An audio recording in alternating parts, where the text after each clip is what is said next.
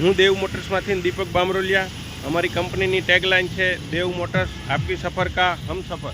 હવે આપણે જ્યારે આ ગાડી વેન્યુની અંદર હુન્ડાઈની ગાડીની અંદર ક્લચ પ્રેશર પ્લેટનો જ્યારે પ્રોબ્લેમ આવ્યો કે એનું ક્લચ બેરિંગ ખરાબ થઈ ગયું છે, તો એમાં પ્રોબ્લેમ એ હતો કે ભાઈની ચલાવવામાં કંઈ ને કંઈ મિસ્ટેક હતી। કે શું મિસ્ટેક હતી એ ચાલો હું તમને બતાવું। મિસ્ટેકમાં એવી હતી કે તમને નજીકથી હું બતાવીશ કે શું મિસ્ટેક હતી। તો તમે જોઈ શકો છો, જો અહીંયા આવી રીતના છે ને એક્સિલેટર ઉપર પગ રાખતા, બરાબર છે, આ જે જમણા પગથી છે ને એક્સિલેટર આપતા, પણ એનો ડાબો પગ તો અહીંયા બ્રેકના ઉપર પેડલ ઉપર જ આમ જરાક દબાવીને રાખતા।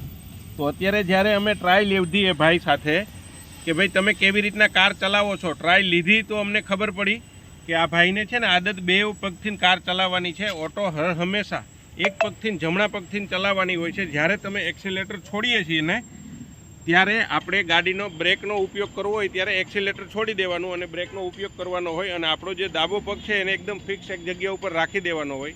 પણ આ ભાઈની ચલાવવામાં મિસ્ટેક હતી, તો એના કારણે એની ગાડીમાં ક્લચના બેરિંગમાં બહુ બધું ડેમેજ થઈ ગયેલું, એટલે એને આપણે બેરિંગ નાખવું પડ્યું અને ગાડીની 65,000 કિલોમીટરમાં જ એનું ક્લચનું બેરિંગ ખરાબ થઈ ગયું હતું। તો મિત્રો, હું તમને શ્યોર કરું છું, તમારે કોઈને ઓટો ગાડી હોય અને ચલાવવાની જો આવી રીતના આદત હોય તો તમે તમારી આદતમાં સુધાર કરજો। Thank you.